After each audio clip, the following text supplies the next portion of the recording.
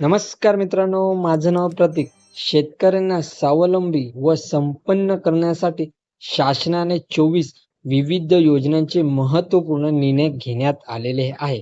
यामध्ये कोणकोणत्या शेतकऱ्यांना याचा फायदा होणार आहे, ते आपण या व्हिडिओच्या माध्यमातून पाहणार आहोत.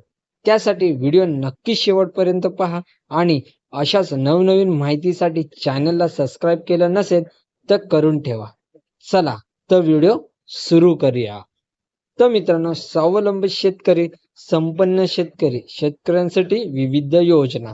तर सर्वप्रथम आहे नैसर्गिक आपत्तीमुळे झालेल्या नुकसानीपोटी शेतकऱ्यांना जुलै 2022 पासून 15,245 कोटी 76 लाख रुपयाची मदत ही मंजूर झालेली आहे.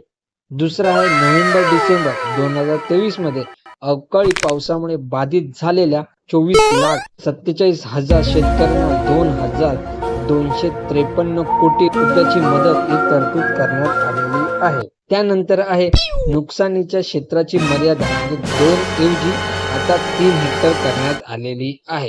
त्यानंतर नुकसानीचे पंचनामे जलद व पारदर्शक होण्यासाठी नागपूर विभागामार्फत राबवली गेलेली पंचनामा प्रणाली संपूर्ण राज्यात लागू करण्याचा निर्णय हा मंजूर झालेला आहे. ठीक आहे. त्यानंतर नमो शेतकरी महासन्मान निधी योजनेअंतर्गत आतापर्यंत एकूण 92,43,000 शेतकरी कुटुंबांना 5,318 कोटी 47 लाख रुपये अनुदान करण्यात आलेले आहे. त्यानंतर आहे 1 रुपयात पीक विमा योजनेअंतर्गत 59,57,000 शेतकऱ्यांना 3,504 कोटी 66 लाख रुपये रक्कम अदा करण्यात आलेली आहे.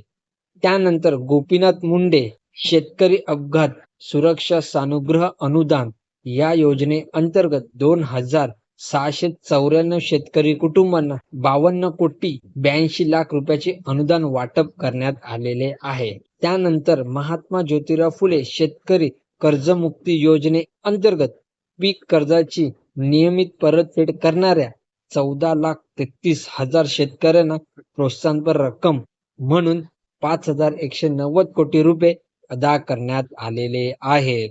त्यानंतर नानाजी देशमुख कृषी संजीवनी प्रकल्पाच्या पहिल्या टप्प्यात विदर्भ आणि मराठवाड्यातील 16 जिल्ह्यांसाठी 5,469 कोटी रुपयाच्या विविध योजना यशस्वीपणे पूर्ण करण्यात आलेल्या आहेत. या प्रकल्पाला 6,000 कोटी रुपये किमतीचा दुसरा टप्पा 21 जिल्ह्यात राबवण्यात येणार आहे. त्याच्यानंतर आहे माननीय बाळासाहेब ठाकरे कृषी व्यवसाय व ग्रामीण परिवर्तन प्रकल्पाअंतर्गत 1,561 कोटी 64 लाख रुपये किमतीच्या 767 उपप्रकल्पांना मंजुरीही मिळालेली आहे. सुमारे 9 लाख शेतकऱ्यांना याचा लाभ होणार आहे. त्यानंतर विदर्भ आणि मराठवाड्यातील 14 विपत्तीग्रस्त जिल्ह्यातील केशरी शिधापत्रिका धारक शेतकऱ्यांना अन्न धान्याऐवजी दरमहा रोख रक्कम अदा हे मे 2024 अखेर या पद्धतीने 11,82,000 लाभार्थ्यांना 113 कोटी 36 लाख रुपये हे अदा करण्यात आलेले आहे.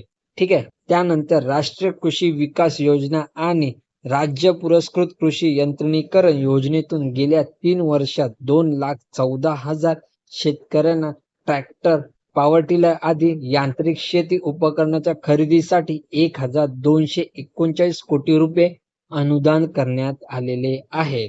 त्यानंतर शेतमालाच्या स्थानिक पातळीवर साठवणुकीसाठी गाव तेथे गोदाम ही योजना. या योजनेत पहिल्या टप्प्यात 100 नवीन गोदामाचे बांधकाम तसेच अस्तित्वातील गोदामाची दुरुस्ती करण्यात आलेली आहे. तसेच कापूस, सोयाबीन, अन्य तेलबियाच्या उत्पादकतेत वाढ आणि मूल्य साखळी विकासासाठी विशेष कृती योजना राबवण्यात येत आहे. या योजनेसाठी सन 2024-25 मध्ये 341 कोटी रुपये एवढी निधी मिळालेली आहे. त्यानंतर आधारभूत किमतीनुसार खरीप व रब्बी हंगामातील कडधान्य व तेलबियाच्या नाफेड मार्फत खरेदीसाठी 100 कोटी रुपयाचा फिरता निधी स्थापणार आहे. त्यानंतर शेतकऱ्यांना दिलासा देण्यासाठी खरीप पणन हंगाम 2023-24 मध्ये कापूस व सोयाबीन उत्पादक शेतकऱ्यांना 2 हेक्टरच्या मर्यादित प्रति हेक्टर 5,000 रुपयाचे अर्थसहाय्य देण्यात येणार आहे. त्याच्यानंतर कांदा आणि कापसाची हमी भावाने खरेदी करण्यासाठी प्रत्येकी 200 कोटी रुपयाचा फिरता निधी हा मंजूर झालेला आहे.